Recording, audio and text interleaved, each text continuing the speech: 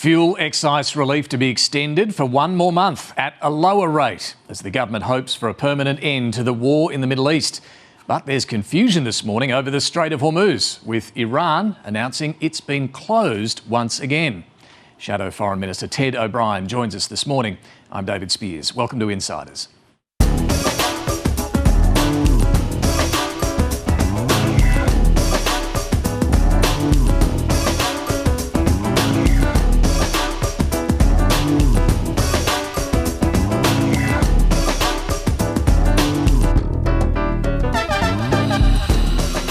Ending a temporary tax cut is never easy. This morning, the Prime Minister has confirmed a 1-month extension of fuel excise relief. But the 32-cent a litre discount will be halved in July before the full excise is restored in August. The fate of global oil supplies, however, remains uncertain. Iran has just declared the Strait of Hormuz is closed again over Israeli attacks in Lebanon. Donald Trump's already precarious deal is looking even shakier. All this comes ahead of a critical parliamentary fortnight where the government's hoping to pass its contentious budget bills. Tax reforms, however, are small beer compared to the agenda Pauline Hanson laid out at the National Press Club.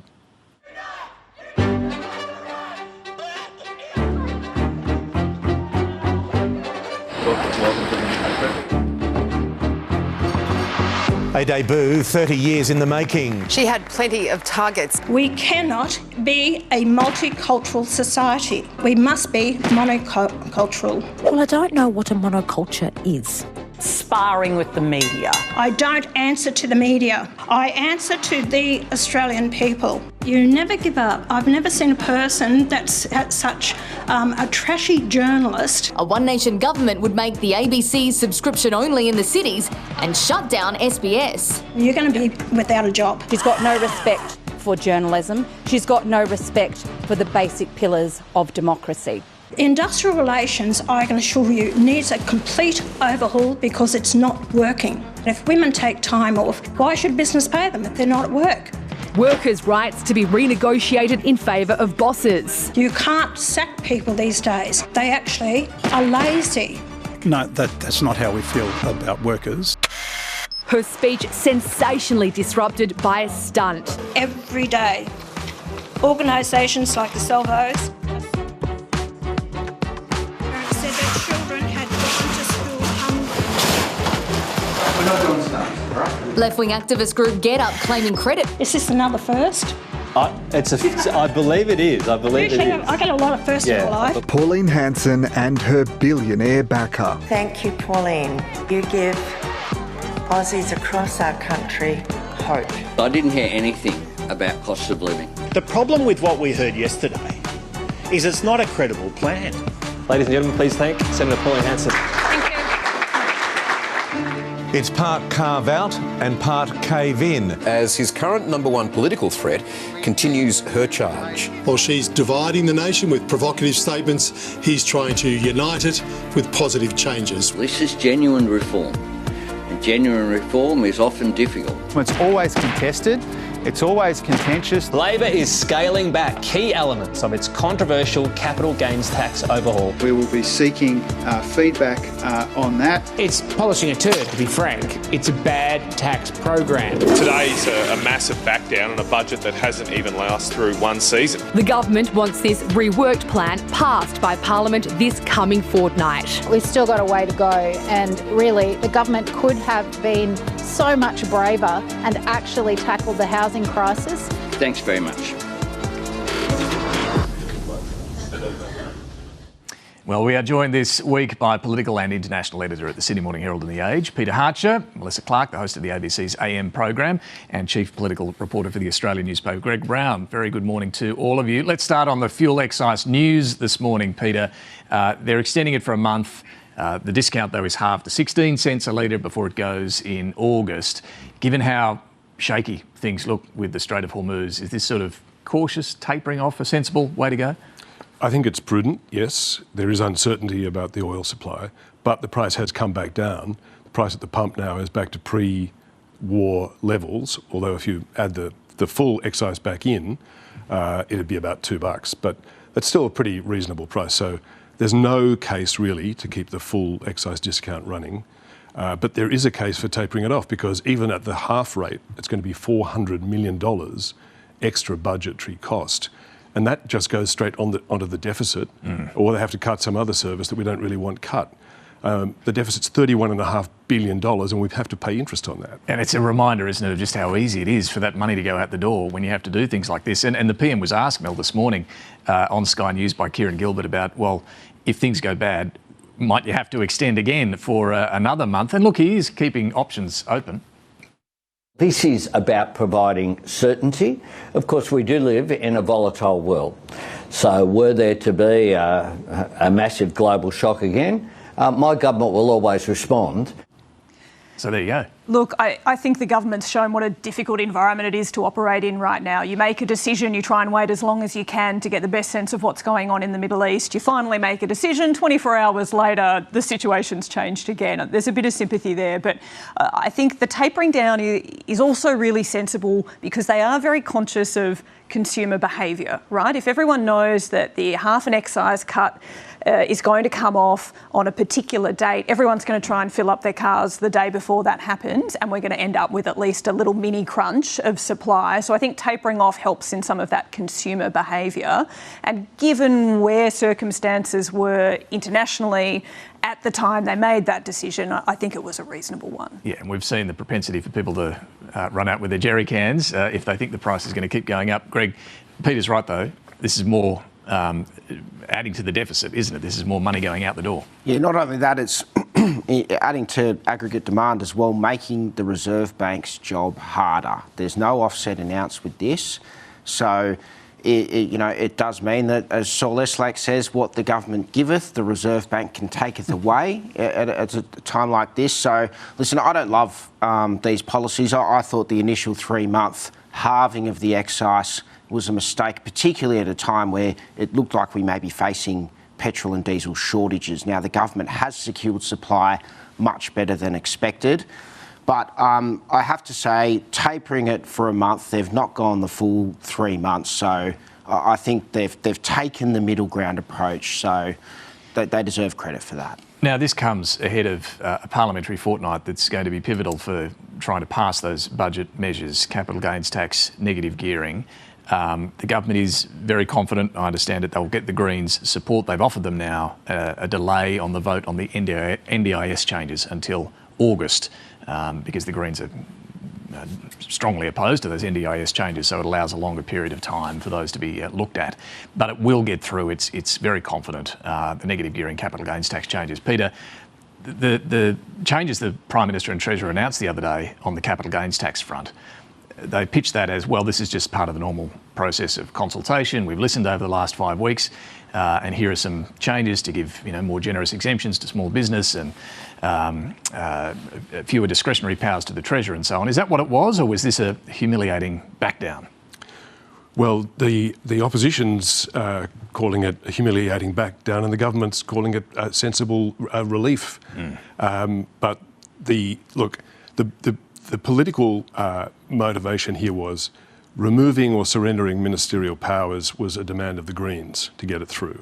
And it's certainly not a big issue, so they had no trouble agreeing to that. The decision on testamentary trusts, I mean, that's certainly you can call it a backflip, reversal, whatever you want. But they were getting a lot of political pain because that was allowing opponents to run a misinformation campaign saying it was a death tax. And they're only getting 10,000. There are only 10,000 of these trusts out there. The revenue cost is trivial, so they had to get rid of that. That was a clear bit of what John Howard would have called barnacle removing. He's cleaning it up. Yep. Exactly. And the small business, by extending it, the complete exemption to another, it's about an extra 160,000, 170,000 small businesses. Again, the whole cost of this is only $500 million out of an $8 billion expected revenue gain. So the cost is small. There's an election 2 years away, so nobody will even remember or care.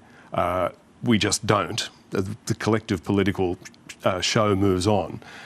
This will be ultimately a pain-free backflip for the government. You might be right in time, but right now the critics are still outraged about what they're doing. They want the whole thing scrapped. I spoke on the podcast this week to Andrew McKellar from the Chamber of Commerce and Industry, and look, he's certainly still not happy with where they've landed. This is starting to look a little bit like, one of those American celebrities who's had a bit too much plastic surgery, and it ends up, they might think it looks beautiful, but to everybody else, it's just a freak show. It's quite a line. It's quite a line he's worked on, but I think there's an element here of this back down, and parts of it were what they said they would do, and parts of it clearly are a political expediency matter. They'll get it through Parliament with the Greens. The only question is, can the Greens get a little bit more of a concession for doing it? But I think what they're really doing is compounding an initial problem with this policy, which is that it's a little bit in limbo land.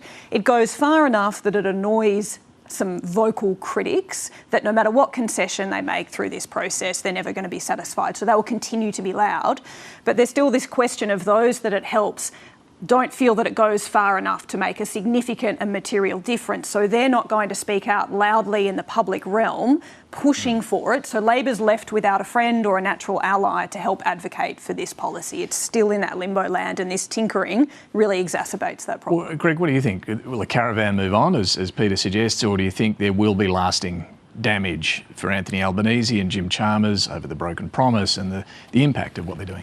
I suspect there will be lasting damage. I mean, the Prime Minister, the whole idea of him being a man of his word was a key pitch to becoming Prime Minister. This was a pretty brazen, broken promise, and it wasn't one that they really made the case for.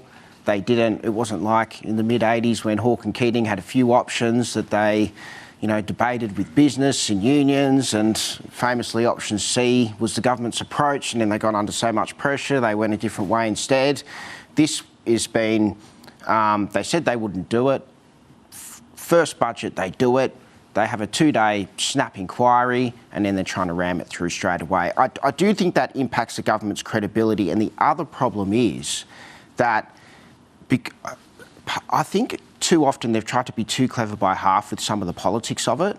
So in doing the nasty stuff now and then, leaving open the option of further tax cuts heading into the next election, I think there is a risk that the community mindset of this government being all about raising taxes can really set in, and that's damaging. We'll see. There's 2 years, though. I mean, I think that's. I think it's too early to know whether or not this is ultimately going to be damaging, because as we've seen in the last 2 years, how quickly things can change, how other circumstances come into force. I think we just don't know until we get to a ballot 2 years down the track. Well, remember when they failed with the referendum on The Voice? Everyone was dancing. The end of the world. His grave. Yep. He wins a huge election victory shortly thereafterwards. I don't think there's any. Likewise with the broken promise about the stage 3 tax cuts. They did it, they were very worried about it, but because people saw it as a benefit, they got away with it.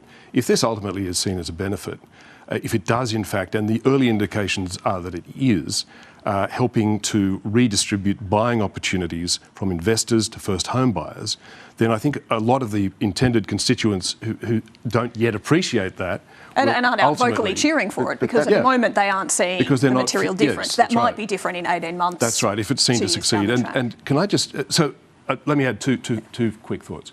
One is, I don't think in politics there's any lasting damage or any lasting gain.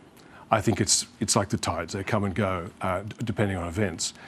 But I'd also point out that the amount of controversy, what we are now seeing as this huge, raging controversy and storm and criticism, is but a passing cloud compared to the rage and fury that accompanied the benefit of being around for as long as I have, 45 years. I was there for the Hawke-Keating reforms and the Howard-Costello reforms. The whole country was angry, opposed at one point or another. I remember during the Keating stuff, Keating said to me at one point, we used to talk in those times, he said to me at one point that every industry, the unions, his own caucus, everybody in the country was against him. He said, my only ally was the Canberra Press Gallery. This This is relatively a very calm morning cloud. Interesting. We need to move on and turn to the Middle East and hear from the Shadow Foreign Minister, Ted O'Brien. To take us there, the deal to negotiate a deal to end the war. This was not easy. You signed the MOU? It's signed, yeah. It's signed. I didn't want to see economic catastrophe. If you kept this going, that could have happened. It was agreed that our focus would be on ending the war, and we carried out that task. Hello, I'm the boss. The only way I can get tougher is if I go in there for another 2 or 3 weeks and continue to bomb the hell out of them, right? But what does that get us? The Strait of Hormuz will not be open. If the other side refuses to fulfill its obligations, the Islamic Republic of Iran will in turn take the necessary measures. The relationship with Netanyahu's... It's good, but we have to keep him a little bit sane. Are you going to be able to control Israel from attacking Lebanon? Yeah, I will be.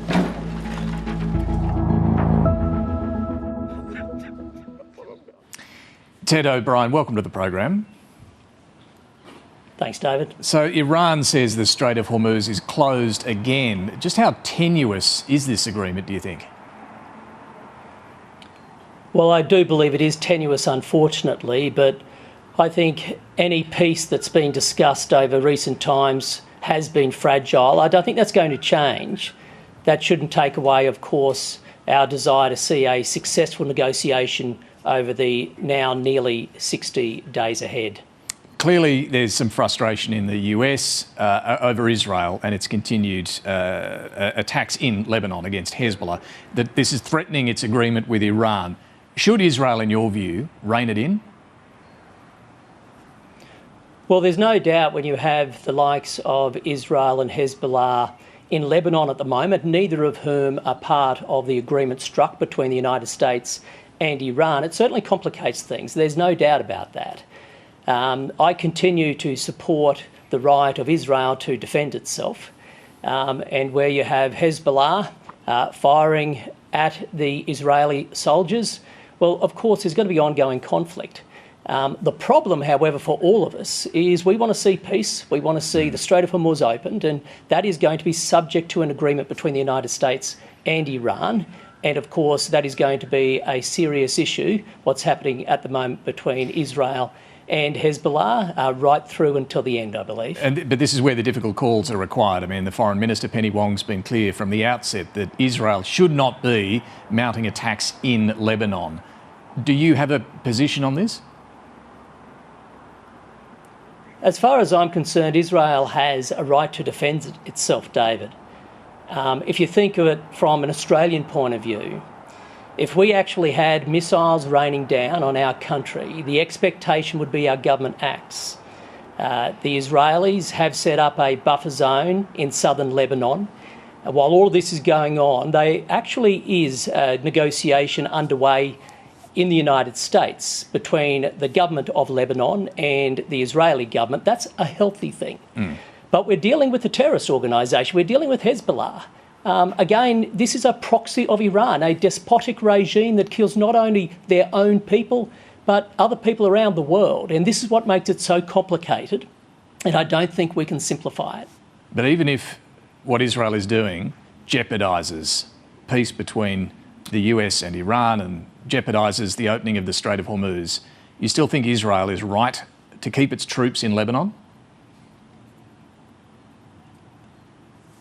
David, if we have a terrorist organisation still threatening the lives of the Israeli people, then I think Israel has a right to defend itself. Okay.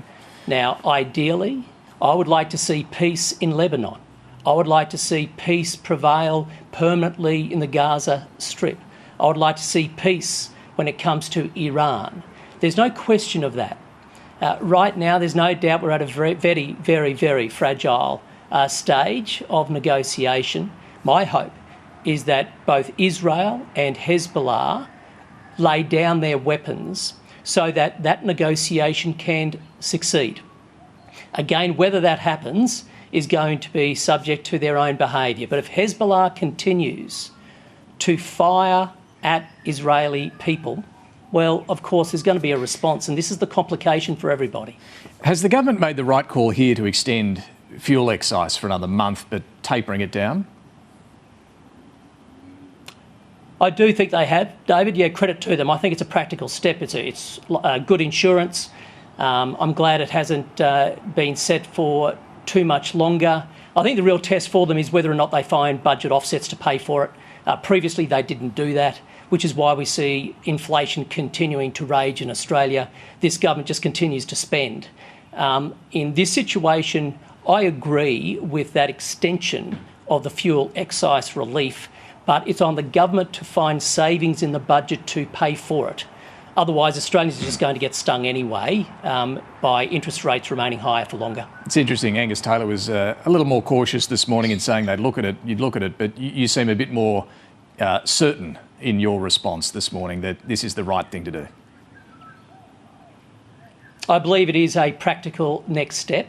Again, because they are limiting the time scope, it's a tapering down. However, the key thing from my mind is whether or not they find room in their budget to pay for it. We are talking about a Labor government which does not know how to manage money. It's very easy to give money out, but a responsible government finds savings to pay for it. For me, that's the main thing for us to be looking at. Just back to the deal, the MOU between Donald Trump, or the US and Iran. Iran has only agreed there'll be no toll on the Strait of Hormuz for 60 days. There's nothing in this agreement at the moment to stop Iran enriching uranium, building more missile stockpiles, continuing to fund proxies like Hezbollah and Hamas. And it will also get $300 billion in a new reconstruction fund. Is this a good deal or a capitulation from the US? Well, David, it's a deal framework to negotiate a deal, and so ask me the question in 60 days' time. I think the main concern from Australia's point of view should be the risk of an ongoing toll run by the Iranians, basically the IRGC, a terrorist organisation, an ongoing toll for the Strait of Hormuz. From Australia's perspective, I think that's the main thing that we should be concerned about. Because that has a direct impact on the prices we pay here in Australia. A permanent toll would be bad in practice, wrong in principle, and set a dangerous precedent for how otherwise waterways should be managed internationally. I mean, of course, the Strait was, before the war, open for free transit. Is it clear to you at this point what this war has achieved? Well, I think history will be the real judge there, and history, I believe, usually judges conflicts not by how they start but by how they end. And again, this is why I think we should all be wishing both the Americans and the Iranians well through the negotiation that now has to take place. The number one objective, of course, has to be to ensure that this despotic regime does not procure a nuclear weapon. That, I think, has been the most consistent message from the free world, especially from the United States. That, I believe, will be the main test through the negotiation. Sure, but right now there are no guarantees around that. Are you saying that right now you're unable to say whether this war has been worthwhile? I'm saying right now nobody can tell you the result of a negotiation yet to take place, David. Was it a good idea, though, this war? I mean, the coalition backed this war at the outset. Do you still think it was a good idea? Well, if you go back to the basic principle as to why the coalition backed the war, same as the government did, it was all about ensuring that this regime does not have a nuclear weapon. It's to support the downgrading of its missile capabilities. And, of course, we are adamantly opposed to the proxies that Iran manages around the world, spreading violence, and they've done that, as you know, on our own shores. Donald Trump, we saw it in the clip just before our conversation, saying that he couldn't keep dropping bombs because they'd closed the Strait of Hormuz. Donald Trump's also admitted he agreed to this MOU because he didn't want to see an economic catastrophe. In other words, the economic pressure applied by Iran worked. What message does this send, do you think, to China? I think the message it sends to everybody is that we are entering a new era of diplomacy, a new era of international affairs, where security and economics are converging, they're intertwined.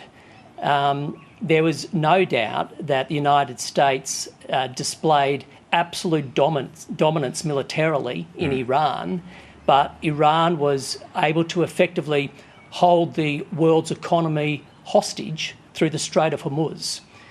It goes to the interaction between economics and security. It's something that the Australian government, I believe, is yet to get its head around. This is in some ways not new in international affairs, but I do believe that we are seeing a far greater convergence between the two. And does that mean just coming to China, if they can find a way to squeeze the economic pressure on the United States, does that mean they will have the leverage to do what they want? My comments don't really reflect on what I think the People's Republic of China may or may not do in the future, and I wouldn't be running commentary publicly on that anyway, David. What I would say, though, is that convergence between economics and security is something about which the People's Republic of China understand very well. The Chinese Communist Party ultimately steer both government and the economy from the one hand. It is something with which they are very familiar. But the lessons they might take from this, that would be part of a far larger interview. But again, I'm hesitant really to be running a commentary on what China might be thinking. I understand. Well, look, let's turn to, you've just come back from the Pacific, a visit to Fiji and Papua New Guinea. Climate change is a big issue in the Pacific, as you know. Did anyone there raise with you the Coalition's decision to walk away from the net zero target? No, it wasn't raised, David. Climate change was raised. It wasn't by any means the main theme raised in either Papua New Guinea or Fiji, where I spent last week. They're more focused really on dealing with issues of poverty, cost of living, infrastructure, power, water, telcos. These are the things front of mind for them. When it came to climate change, it was mentioned in passing. I certainly also spoke about the Coalition's views. But I didn't do what Labor does, David.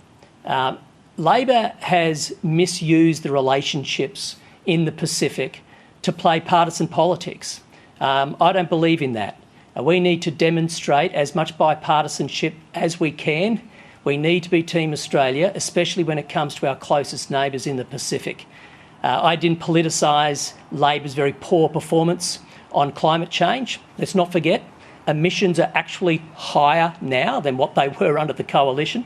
I didn't talk like that when I'm in the Pacific. Okay, well, and we shouldn't talk like that. We shouldn't actually have political fights in the Pacific, and that's a key criticism I have of the Albanese government. Okay, well, leaving Labor to one side, I mean, PNG's foreign minister said when the Coalition dropped its net zero ambition, that he didn't know what planet you guys were on.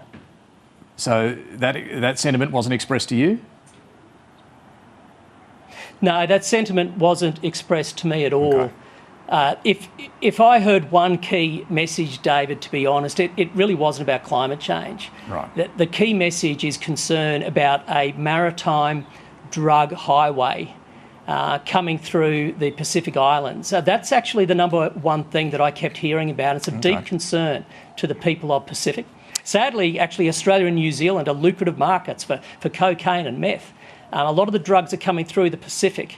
The lack of security means these people are being hit themselves, local distribution networks. You know, I visited the largest hospital in Suva, and you're talking there to a gynaecologist who is saying 1 in 10 women are presenting to her pregnant with HIV because their partners are sharing needles. Well, this comes to the issue these are the real around, issues on the ground. Yeah, around foreign aid. Australia's biggest aid donor to countries like Fiji. Pauline Hanson raised a concern at the National Press Club, though, suggesting we shouldn't give aid to Pacific countries that are also taking aid from China.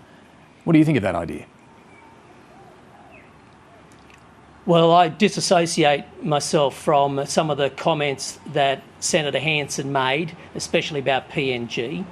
On one hand, I think she's identifying a legitimate point in that we don't want to see any nation overly strategically dependent or overly financially indebted to any country.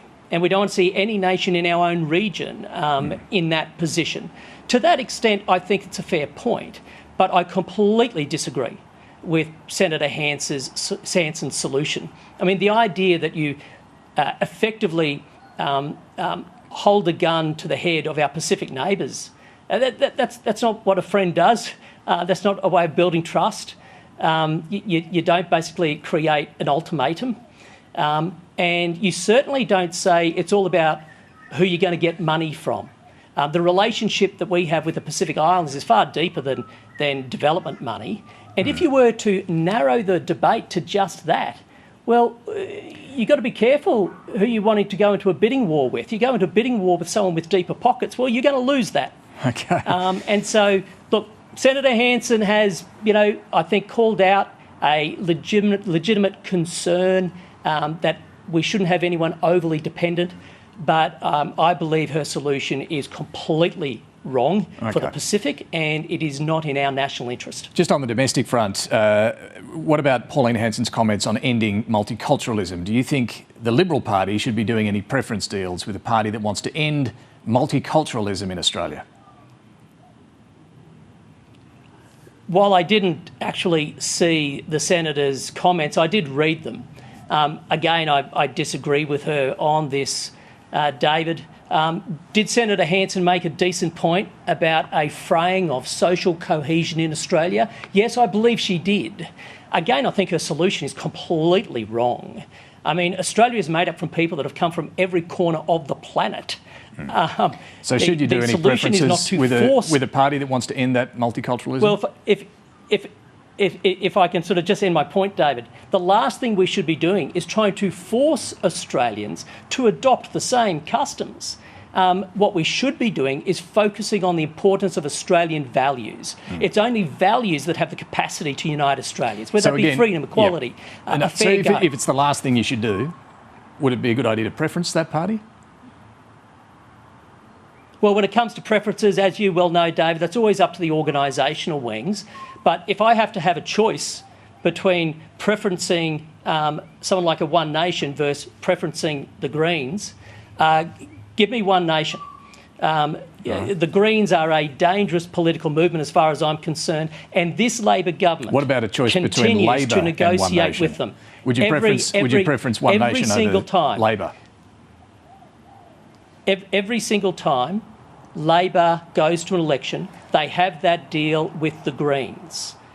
They have never fronted to a camera and justified that, David. Okay. But as for the broader arrangement, again, that'll be up to the organisational wing. It always is. All right. I'm sure they'll get it right. And your party president, Tony Abbott's already making his position on that known. Look, finally, you were deputy leader to Susan Lee, who was dumped by the party because the polls were so bad. Some of the polls now are even worse. Does that frustrate you? I think everybody is frustrated with where the polls are because we've got a lot of work to do to win back the trust of Australians. But I think that frustration is not a reflection of any individual. It's not a reflection of leadership bids. We're at a very difficult time at the moment in Australia.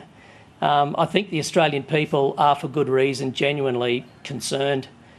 Their way of life has just completely deteriorated under this government. I think this government has lost the trust of the Australian people through their lies. The challenge for us, though, as a Liberal Party and as a coalition with the Nationals, is we've got our work to do. They've work cut out for us to build that trust up. So the Australian people recognise that, as history has shown, it is only the coalition that can get this country back on the straight and narrow, improve the books, restore the standard of living of everyday Australians and protect their way of life. That's certainly not going to be any other party. It's going to be the coalition only, David. All right, Ted O'Brien, thanks so much for joining us this morning. Thanks very much, David. Well, coming up, One Nation takes centre stage at the National Press Club. We'll look at how the major parties are responding to that as well. First, let's get back to our panel, and we're joined once more by Peter Harcher from The Age and Sydney Morning Herald, Melissa Clark, the host of the ABC's AM program, and Greg Brown from The Australian. So I want to get into this deal that Donald Trump has done, or the MOU with Iran, Peter, but just picking up on what Ted O'Brien had to say there is an interesting point of difference between the government and the opposition here about Israel. And Israel and what it's doing in Lebanon is clearly one of the big sticking points right now in whether this peace is going to last. Well, if you look at that MOU, which the Americans have to call an MOU, not a deal, because apart from anything else, as soon as you call it a deal, the Congress has to approve it. Right. The problem with the deal is that it seeks to bind Israel. The Americans seek to bind Israel by saying, it's in the first point, you only have to read the first sentence, and the sanctity, the territorial sovereignty and sanctity of Lebanon is specified and guaranteed in that document. But Israel's not a signatory, nor is Hezbollah. Precisely. So that document has made the US responsible for Israel's conduct.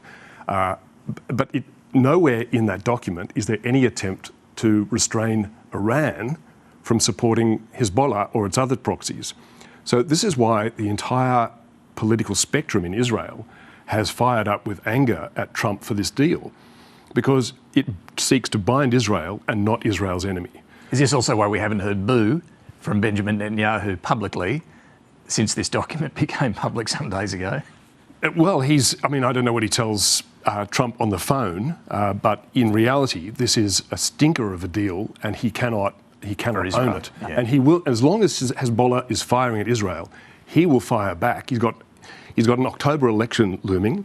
It would be politically terrible for him to be seen to be a lapdog to Trump. And look, the original sin here is that Trump was dragged into this war, was talked into this war by Israel. It started on Israel's terms and timing, and it looks like it's going to be ending on Israel's terms and timing as well. And there's certainly nothing in this MOU that suggests the US has much leverage to deal with at all as it now goes into this 60-day period. I mean, Ted O'Brien there was saying he wants to wait to see how it ends before we start to write history. But I think this MOU gives us a pretty good first draft. If you look at the details, it makes firm, unequivocal positions from the US that the US will provide funding for Iran to help pay for reconstruction, that the US will end its naval blockade.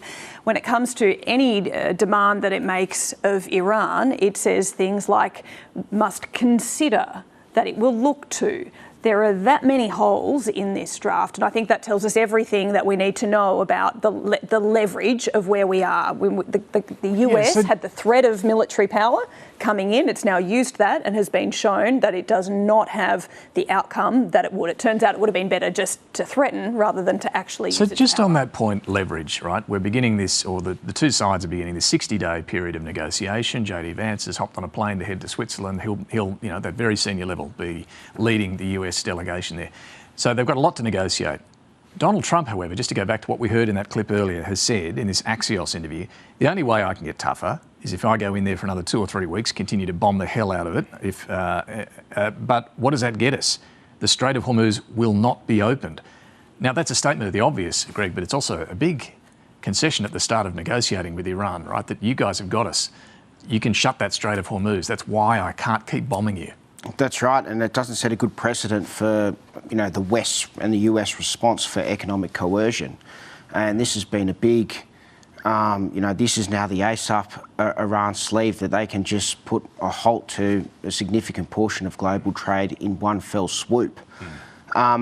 What I thought was interesting about that Ted O'Brien interview as well is that he was reluctant to say that, to reiterate the coalition's previous position of supporting the war, and he was very quick to link Labor's initial support for the war as well. So you get the sense, both sides backed it, right, from the outset. Yeah, and he's very keen to state that. Yeah. Whereas obviously in the past the coalition had been sort of trying to, differentiate. Exactly. So I think the sense is that the coalition as well is saying that this war may well have further to go than what this MOU suggests, and it's becoming increasingly unpopular. Peter, it's pretty hard to answer that question, has the war been worthwhile?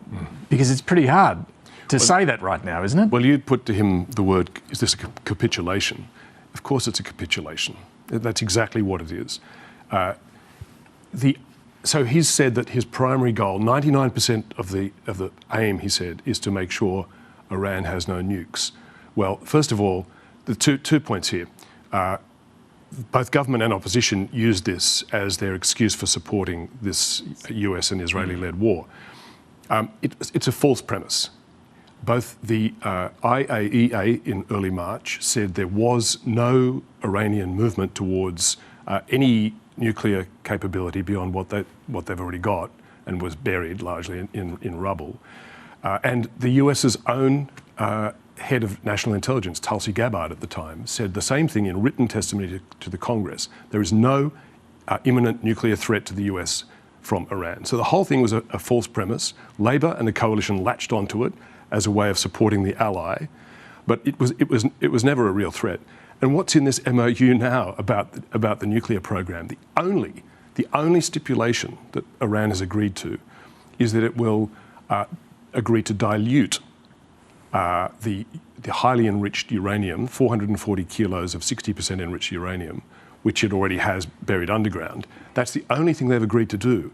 Now, well, they've also said we don't want to bomb. Yeah, but just on that, Peter, the Iranians have said for more than 40 years we're not going to develop a bomb. That's They've right. still obviously been enriching uranium to a very high level, to that 60%. That's right. Given what's happened, their supreme leader is killed in the opening stage of this war, and now his son and a whole bunch of new faces are there.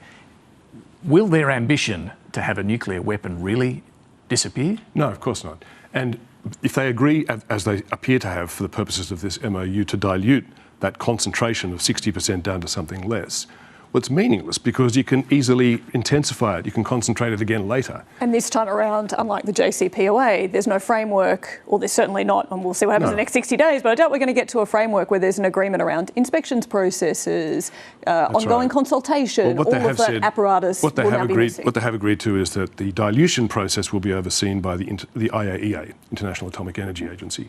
But that's it. That's it. So once diluted, what do you do then? It's up to them. They will continue to want to develop the nuclear bomb as a deterrent to its neighbours as well as to the US and Israel. Let me draw a little segue here. Donald Trump's deal, or MOU, being heavily criticised. Nigel Farage's Reform Party facing some questions in the UK after underperforming in the Makerfield by-election where Andy Burnham has stormed in and has now got his eyes on Downing Street. Pauline Hanson here, Greg, fronts the National Press Club for the first time. What did she want to achieve, and did she achieve it? I think she wanted to achieve legitimacy in the eyes of the political class. I think that the Press Club had been courting her for a period. I do feel that they were worried that if they kept saying no, they'd look like Peter Dutton did before the last election, that she was running away from questions. I think ultimately she wanted to get her message out in a speech, which I think she did. But if she could show that she could take questions from the press gallery that appear to be hostile towards her, and she's strong enough to, threaten for government, which we never would have thought even months ago. So I think overall, listen, there's huge holes in what One Nation are offering, gaping holes, and they weren't cleared up by that speech in the Q&A. I think she's at a pretty magical period for her because she's 2 years out from an election, so she really isn't obliged to put out that much detail. And she's sort of at such a high watermark that she's riding high with confidence that it's very difficult for the coalition and even the Labor Party to successfully criticise her.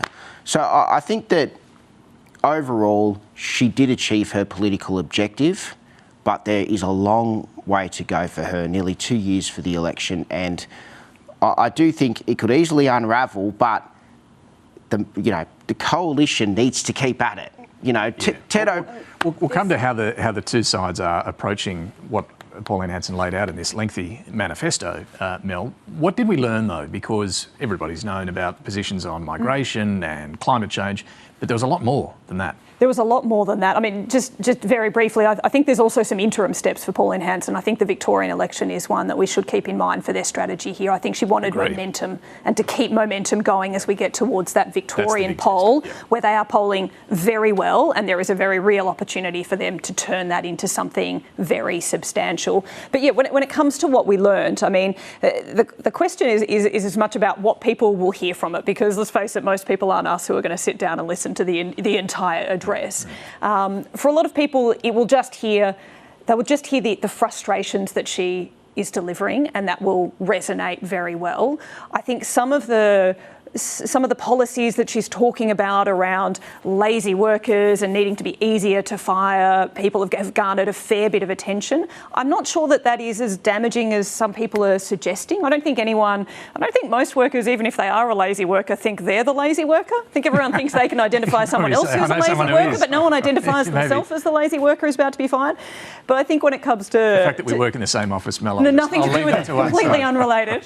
And it goes into that pitch as well, doesn't it? Just quickly, that goes into that pitch that for people who feel they're working hard, doing everything right, but they're not getting ahead, it does sort of resonate. Yes, I think it does. But I think some of the other things she said around paid parental leave, around childcare, these are the sorts of things that a lot of people will see as helpful and answers to those difficulties of I'm working hard but I'm struggling. And if she's saying they're part of the problem, I think that's when you start to see a lot more friction. Yeah, I don't know. Look, Peter, there clearly is this view, pretty widely held view, that the specifics don't really matter. There's this surge of support for one nation because people are just fed up with the system, want to break the status quo.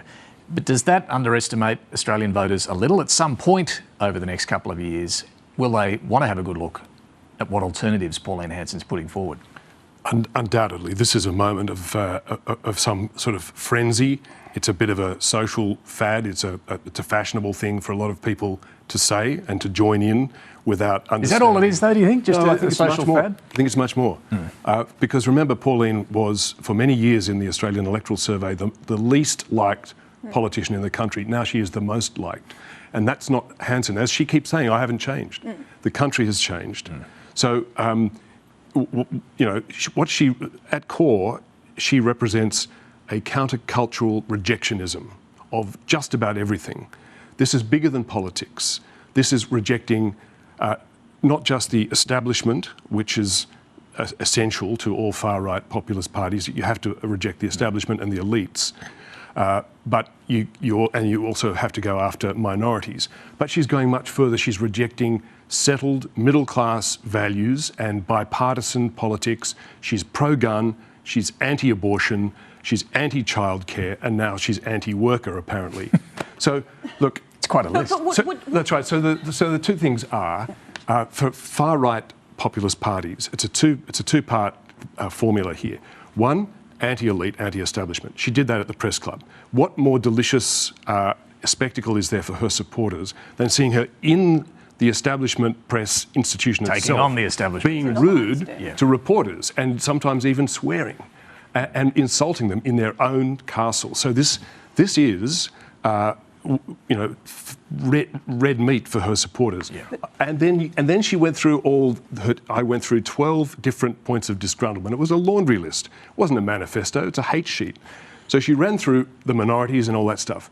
But then in response to questions, that's when I think she exceeded her brief, and that's when she went on the rant against workers, against women's rights to childcare and abortion. And I think ultimately, at the moment that won't affect her, but ultimately, to answer your question, David, people will want to look at exactly what she proposes, and when they have a hard look, and when the ACTU cranks up a campaign about her anti-worker comments, and women's, more difficult. Right? It's a bit of a chicken and egg question here, though, right? Because that's suggesting that this is a rejection of the major parties that is then seeing support go towards one nation. I think you could probably also argue that if you're frustrated with the federal government where it is now, the vacuum that the coalition has left because of their own internal space has left more room for her to grow. If there was a more functional coalition as an opposition, we might still see some rise in Pauline Hanson's support, but I doubt it would be as significant as it is if there wasn't so much of a political vacuum left by the coalition right And just now. on the coalition and Labor, for that matter, Greg, how they are responding to what Pauline Hanson laid out at the National Press Club. What have you made of it? Have they found some vulnerabilities to go after, or are they still pretty hapless? I think Labor's line and length is pretty clear. They're going to stick on the economics.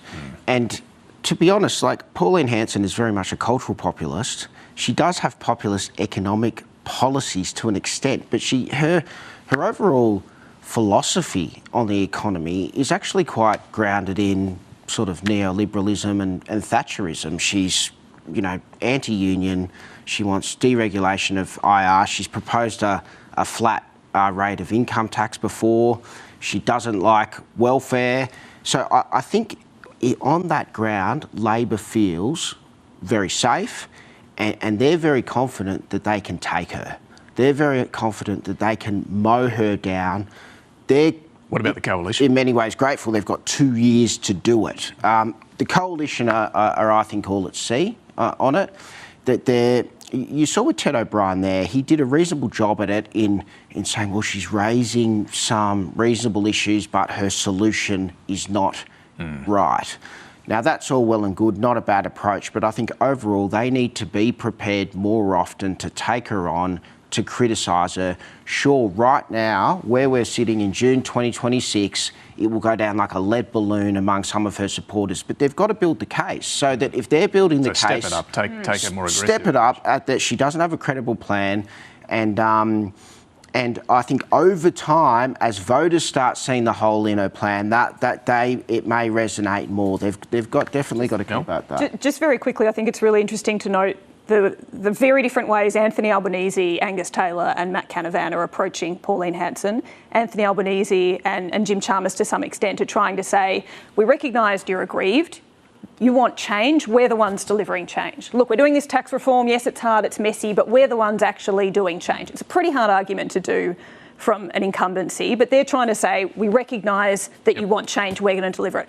Angus Taylor, I thought he was trying out some new lines this week saying, Anthony Albanese, Pauline Hanson, they've been in politics for 30 years. I've only been in politics for 10 years. He was trying to point out that he's the newcomer, he's the fresh face. Again, I think that's hard to argue from an established political entity. And Matt Canavan's approach is to say, you think Pauline Hanson's a fighter? I fight harder, and wants to list everything that he's fought for. So I think you're seeing three different leaders from the main people who are worried about the threat of Pauline Hanson, and they're all trying different ways, which I think tells you they don't know what script works. That's a really sharp observation. I think we'll see which one succeeds. All right, our panel, Greg Brown, Mel Clark and Peter Harcher, back shortly with some final observations. Time now for Mike Bowers, Talking Pictures.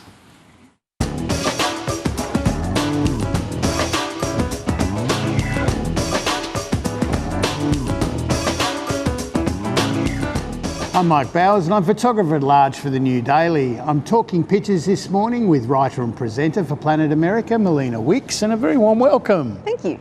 Melina, Pauline Hanson's used to being the centre of attention, and at the press club this week she took centre stage. Honestly, it was hard to know where to look. We all expected a protest with a couple of protesters holding up a banner, but they went all Banksy on us and did it automatically. I was shocked to see someone get technology to work in a presentation on the first try. That has never happened before. I still don't quite know how they managed to do it. Warren Brown seems to think that she burnt the place down, basically. That was fun. I might do it again. Some bombs were thrown. The press club might need to get Trump to help them broker a ceasefire. This David Pope is really top shelf, I thought. One monoculture to rule them all. He's got Paulina Sauron here, who dares speak a foreign language at home in this country. And we've got the Indigenous community here, of course, speaking their language. I feel like if we're only allowed one culture going forward, we should at least get to vote on what the culture is. Because there's a lot of good ones out there. Brett Lethbridge seems to think that Pauline came out swinging and she's got the sword going into Pinocchio Albanese's his nose. Yeah, it used to be that Labor just axed their own leaders all the time. Now you have to raise $4 million to do it. Superb David Rowe, who's got Tom Connell here, who hosted the event, sort of needs a shovel to get out almost. What a load of... Why, thank you, Barnaby. Yeah, Barnaby as a bull is very fitting. Yes, although it feels like Pauline was more of the bull at the press club address. Yep. Kathy Wilcox has picked up on Pauline's fight with The Guardian's Sarah Martin. Did you help get your daughter a taxpayer-funded job while she seemingly campaigns full-time for you? Quiet, Piggy. Yeah, she's channeling US president there, I think, Melina. I think so. That's a much faster way of not answering the question than what she actually opted for. At that time, Barnaby thought it was absolutely hilarious. He was loving it. Megan Herbert here has drawn Pauline as a pretty tough weather change coming in. I'm really hoping that's just the El Nino, El Paulino. Yes. Don't you hate it when there's a major political realignment on the horizon and you haven't brought your umbrella? Maybe they should get away from the lightning too. We saw what Pauline was like at political speeches at the press club on Wednesday, and Matt Golding's imagined her in the One Nation commentary box, which is just perfect. Commentating on the World Cup, won't assimilate, passes to no good Muslims, who goes long to people fleeing wars not welcome here, who scores a win for Australia, darn it. Yes, Pauline Hanson as football commentator. Please explain the offside rule to me. Don't they wish they could just take the world out of the World Cup? Yeah. They say that politics is the art of the possible, but with Donald Trump, it's the art of the impossible, and it seems to change depending on what day it is. Have you been following this closely? Yes, but it doesn't make it any less confusing. Yeah, Matt Golding's cartoon here has picked up on the confusion of what an MOU is and whether it's a peace deal or not. So it feels like a very elaborate way of kicking the can down the road. Yeah. The end of the war is nigh on 39th Claim Avenue. Isn't it nice to see him off Truth Social for a change? Yeah, Kathy Wilcox here. It's not true that my deal with Iran is the same as Obama's deal from 2015, which I tore up. For a start, Obama never got them to open up the Strait of Hormuz. Yeah, they've got a great agreement. We're only slightly worse off than we were at the start of the war. Yeah. It's Trump's much less popular sequel, The Art of the Memorandum of Understanding. Dean Alston here has drawn a very tired-looking dove of peace who's gasping for air, it seems. Peace in our time. At least until the share market recovers and the primaries are over. There is a real feel to that, isn't it? I just want to be able to say it's over. He's got other wars to get onto. Yeah. Cuba, Greenland. Yep. He's a busy man. Melina, it's been a great pleasure unpicking events this week. I'll let you do the honours. Thank you. Back to you, Spearsy. Thank you, Melina. Thank you, Mike. Let's get some final observations. Greg. Well, there's been a lot of focus on the breaking the promise on policy from Anthony Albanese, but there could also be consequential implications from breaking his promise on approach to be a consensus leader, to work with business and unions, find a middle ground. We've seen unions felt that they were treated poorly during the Jobs and Skills Summit, that Anthony Albanese just rubber-stamped the union agenda. We've seen the same happen with the Economic Reform Roundtable. Anthony Albanese has used that to now justify reviving the 2019 agenda. So, given business ran dead in the campaigns in 2022 and 2025, are they frustrated enough to actually campaign against the Labor Party on a bigger level? And I think if they are, this does present opportunities for the Liberal Party if they can get their act together. Interesting. Mel? If you spend a bit of time on social media, you might have seen a clip of Tim Wilson and Amanda Rishworth on the Today Show that happened during the week. Tim Wilson got very animated to the point of shouting at Amanda Rishworth, waving his finger around as he was talking about Labor's broken promises on the tax reform. It was something of an unedifying thing to watch. He copped some criticism for it. He explained it as him being very passionate about Labor's approach on tax reform and defended his behaviour that way. Look, either he intended to behave that way or he didn't. If we take him at his word that he was just being passionate about it, then his inability to control that emotion and behave in what would be a reasonable way seems to have evaporated 1 minute into a television interview, which doesn't speak well to emotional control. If this was something that he decided to do because he thinks it helps sell a message, then I think that tells us that it was a performance designed to be spread on social media, which he did then continue to spread it on social media. Whether it was a deliberate approach or just the way that it came out in his debate, neither of those outcomes speak well to his temperament in that kind of environment. All right, Peter. I want to go to soccer, which is having a moment with the World Cup. And last week, World Cup soccer fever just happened to coincide with Refugee Week. I'd make the point that while we have this sort of anti-immigration frenzy running, I just thought I'd make the point that refugees have contributed a great deal to our country. There are 4 in the Socceroos squad at the moment, 4 refugees. Another refugee, Frank Lowy, at the other end of the age scale, now in his 90s, of course, at John Howard's invitation, restructured and created the modern Australian soccer success, which is the Socceroos. And he's a bit of a gift to Australia. Not only created Westfield, created the modern soccer movement, but and philanthropic organisations, but he's also made given us another gift. His submission to the Royal Commission on Anti-Semitism has a message way beyond anti-Semitism, I think, and way beyond refugees. What he says is, what I did with soccer created an architecture for cultural change that we can apply to create cultural and social change in Australia now. And I just want to read the last sentence from his submission to the Royal Commission, which says, only the government can lead a movement away from racism by using all of its tools, including moral, financial and legislative powers, to show we are a multicultural society that supports all of our citizens wherever they come from. Thank you, Frank. There you go. Thank you all very much for joining us this morning. Finally, Pauline Hanson has a new title bestowed upon her in rather theatrical fashion by her biggest backer. We'll leave you with Australia's richest person, taking inspiration from the world's richest person. Thanks for watching. Can you all sound like bulldozers, please? Grrr. Come on, I want some bulldozer noise. Pauline, can I? Oh, beautiful. You might remember Elon Musk was given a big chainsaw to try and cut government tape. We need more. We need an orange bulldozer. Let's hear the noise. Grrr. I don't hear that noise. Let's hear a bit more. Grrr. You're making us all feel very excited about being here.